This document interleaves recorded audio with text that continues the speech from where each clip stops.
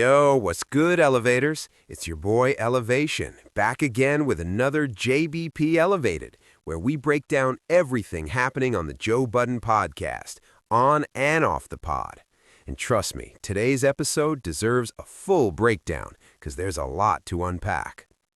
First, let's address something real quick. Y'all got on me about that ice video. I was just showing love to Joe.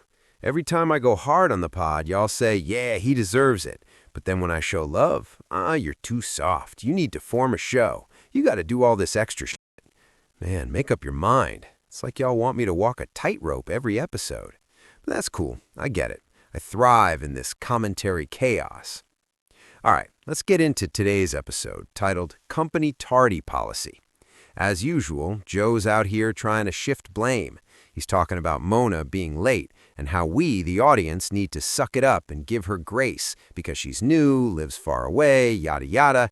He framed it like we're the problem. Now, don't get me wrong, I started giving her some grace. Y'all were right, we've been too hard. But let's be real, something was off. If she was truly good to go, why show up on time this time? It's clear the issue isn't just punctuality. It's habits, energy, and team dynamics. Here's the real talk. Mona talks too much. She doesn't pick her spots. She isn't fully syncing with the team. She talks just to talk, and that creates friction.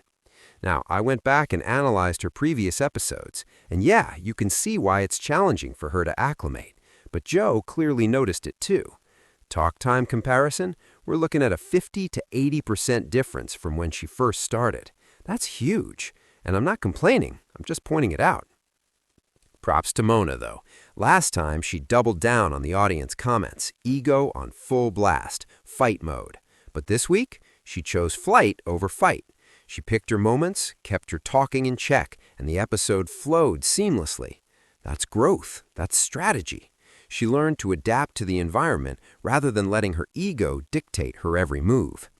Now, this is where it gets interesting. This is where we, the audience, play a role.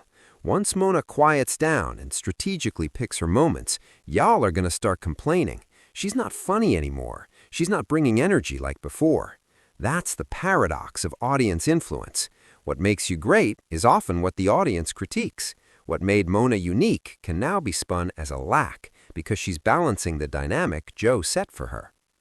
Big salute to Joe, though. He set the boundaries, guided her, gave her the prep talk. Like a real coach, he said, you've got tools, use them strategically.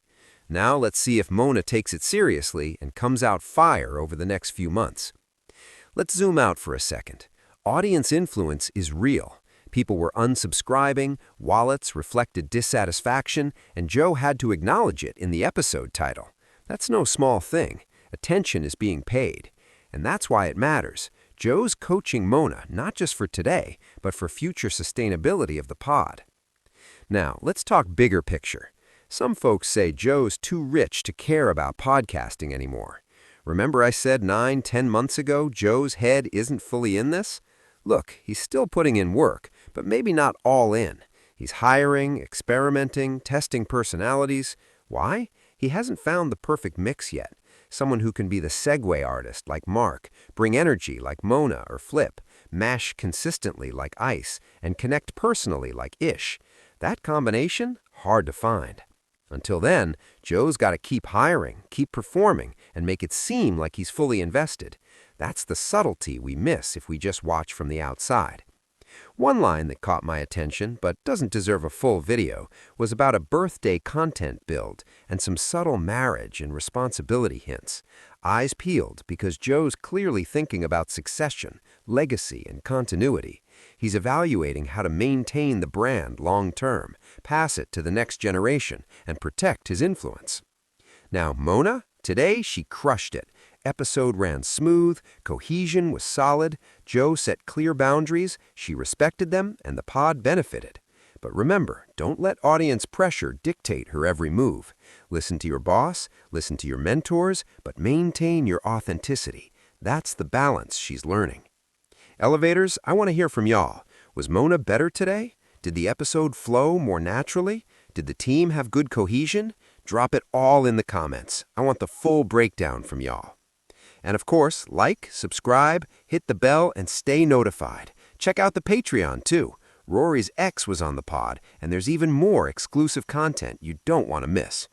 So, bottom line is, Mona's learning, Joe's guiding, and we, the audience, need to watch the dynamics instead of just reacting. It's a growth story, not just an episode recap, and that's how JBP Elevated operates. That's it for now. Elevation out. Peace.